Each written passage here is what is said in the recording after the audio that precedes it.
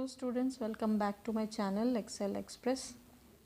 तो आज का हमारा chapter making of the global world में टॉपिक है हमारा spaghetti and potatoes food travels. तो उसकी शुरुआत करते हैं।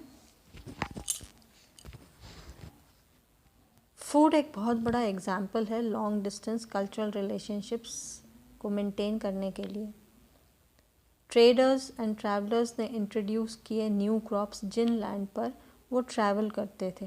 तो जहाँ जहाँ वो ट्रैवल करते गए वहाँ वहाँ वो सामान लेते गए, वहाँ से अपनी जगह से लेके दूसरी जगह लेके गए, और दूसरे जगह से जब वो वापस आए तो अपने जगह वो चीज़ लेके आए, कोई नई चीज़। ठीक है, तो मतलब फूड स्टफ़ भी प्री मॉडर्न वर्ल्ड का एग्जाम्पल है कि किस तरह से लोगों ने जब ट्रैवल करते थे तो वे अपने साथ और क्या क्या लेके जाते थे। और जैसे मैंने आपको एग्जाम्पल दिया था मुगलई डिशेस का प्रीवियस वीडियो में, ठीक है ना।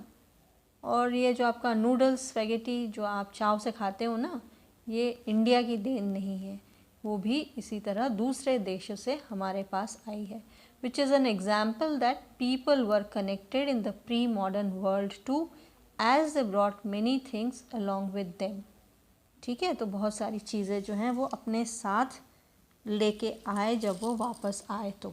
ठीक है, अब हमारे आलू जी, potatoes, soya, ground nuts, maize, tomatoes, chillies, sweet potatoes और भी बहुत सारे हमारे एंसेस्टर्स को पता भी नहीं था 500 साल पहले। ये फूड इंट्रोड्यूस हुए यूरोप और एशिया में। ठीक है, इनफैक्ट हमारे देश में कॉमन फूड जो है वो American original inhabitants the American Indians से आए। This is how food helped in making the global world, और it established connectivity between the countries and between amongst the people. कई बार ऐसा भी देखा गया है कि न्यू क्रॉप्स जो है it could make the difference between life and death. अब यूरोप में यूँ हुआ कि खाने की किल्लत थी भाई। अब यूरोप जो है वो एक ठंडा देश है जहाँ पर बहुत ज़्यादा ठंड पड़ती है, तो सब चीज़ें उस वक्त उगाना पॉसिबल नहीं होता था, या होता भी होगा तो महंगा होगा, जिससे लोग खरीद नहीं पाते थे। तो आलू जी जब वहाँ पहुँचे तो गरीब लोग यूरोप के जो थे वो बहुत खुश हुए उन्हें देखकर और पाकर कि अरे वाह, आलू पधारो मारो देश। तो जब उनको खाया गया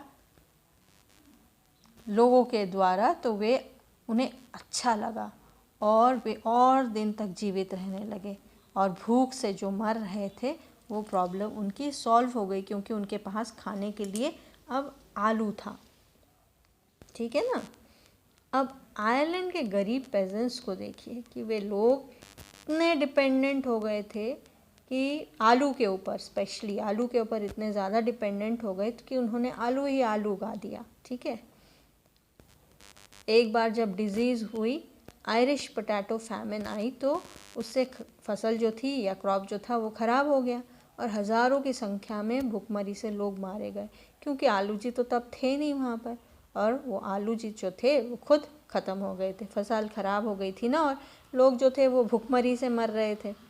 ठीक है, तो इस तरह से लोग जो थे वो डिपेंडेंट थे बहुत ज़्यादा आलू के ऊपर।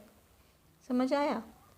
अब आते हैं इस चैप्टर के लास्ट टॉपिक पर, जो है आपका कॉन्क्वेस्ट, डिजीज़ेस एंड ट्रेड। तो इस टॉपिक में हम पढ़ेंगे कि how the world was connected through these things. ठीक है, लोग जो थे वो किस तरह से कनेक्टेड हुए इन सब चीज़ों से। समझ आया। तो अब तक हमने पढ़ लिया कि प्री मॉडर्न वर्ल्ड भी एक ग्लोबल वर्ल्ड था, पर इतना ज़्यादा कनेक्टिविटी उस वक्त नहीं थी, लोगों की आवाजाही नहीं थी उतनी ज़्यादा। थे लोग आना जाना करते थे, पर उतना ज़्यादा नेटवर्क नहीं होता था जितना कि आज हम देख सकते हैं। ठीक है, तो अब क्या हुआ कि यूरोपियन सेलर्स जो थे उनको एक नया सी रूट टू एशिया मिला और वो पार भी कर गए और कहाँ पहुँचे वो? अमेरिका पहुँच गए। और इस तरह से लोग और जुड़ने लगे आपस में, जिसे प्री मॉडर्न वर्ल्ड श्रिंक होने लगा या छोटा होने लगा। छोटा होने लगा मतलब ऐसे नहीं कि उसकी जो जोग्राफिकल ये थी, लोकेशन थी या डिस्टेंस जो था वो कम होने लगा, बल्कि कहने का मतलब ये है कि लोग जो हैं वो आपस में ज़्यादा मिलने लगे, कनेक्टिविटी उनकी ज़्यादा होने लगी। तो इसलिए जो था वर्ल्ड जो था वो छोटा सा होने लगा था। ठीक है, तो जहाँ पर कनेक्टिविटी तो थी पर उनकी उतनी ज़्यादा नहीं थी जितनी अब हो चुकी है। तो इंडियन ओशन में ट्रेड उस वक्त बहुत ज़्यादा फ्लरिश होने लगा था। ठीक है, और हमने गुड्स भी इंडिया से बाहर बहुत भेजे। तो इंडियन कॉन्टिनेंट जो था वो अपने आप में स्ट्रैटेजिक लोकेशन की वजह से, as it is surrounded by water on 3 sides, तो एक इम्पॉर्टेंट प्लेस बना लिया गया था या इम्पॉर्टेंट प्लेस बन गया था, क्योंकि वाटरवेज से भी ट्रेड जो था वो होने लगा था। ठीक है, और यूरोपियंस को भी ट्रेड एक्सपेंशन का इससे मौका मिला। समझ आया? तो अमेरिका के डिस्कवरी के पहले तो बाकी देशों से कटा हुआ था। ठीक है, उसकी डिस्कवरी होने के पहले वो बाकी देशों से कटा हुआ था, बट 16th सेंचुरी से उसके ज़मीन में क्रॉप्स जो उगाए जाते थे और मिनरल्स ने लोगों के लाइफ और ट्रेड को ही ट्रांसफॉर्म कर दिया। मेटल्स जैसे सिल्वर से भी ट्रेड फ्लरिश होने लगा। ठीक है, लोगों ने 17th सेंचुरी में साउथ अमेरिका के वेल्थ के बारे में फैला दिया कि वहाँ पर बहुत पैसा है और एल डोराडो नामक एक शहर है जो कि पूरा सोने से भरा हुआ है। ठीक है, तो यूरोपियंस ने या यूरोप ने अमेरिका का कॉन्कर किया। अब यूरोपियंस जाकर ये सारी चीज़ें लेके आते और अमेरिका से और एक दूसरे देश में ट्रेड करते या उसको दूसरे देश में ले जाके उसको बेच देते। तो इससे क्या हो रहा था कि यूरोप की फाइनेंशियल कंडीशन जो थी वो बहुत ज़्यादा अच्छी होने लगी थी, क्योंकि ये सारी चीज़ें जो थी वो सारी प्रेशियस चीज़ें थी और वो वहाँ पर अच्छे दामों में मिल रहा था या बेच पा रहे थे उनको। तो इससे उनकी फाइनेंशियल ग्रोथ बहुत ज़्यादा होने लगी थी। ठीक है, अब मिड 16th सेंचुरी में पोर्चुगीज़ और स्पेनिश लोग जो थे वो एक्सपेडिशन पर निकले ताकि वो अमेरिका को कॉलोनाइज कर सके। ठीक है, तो क्या करा इन लोगों ने, किस चीज़ का इस्तेमाल करा पता है? वो ना तो आर्मी थी, ना ही आर्म्स एंड एम्युनिशंस, ये था germs and disease. Can you imagine? Germs and disease.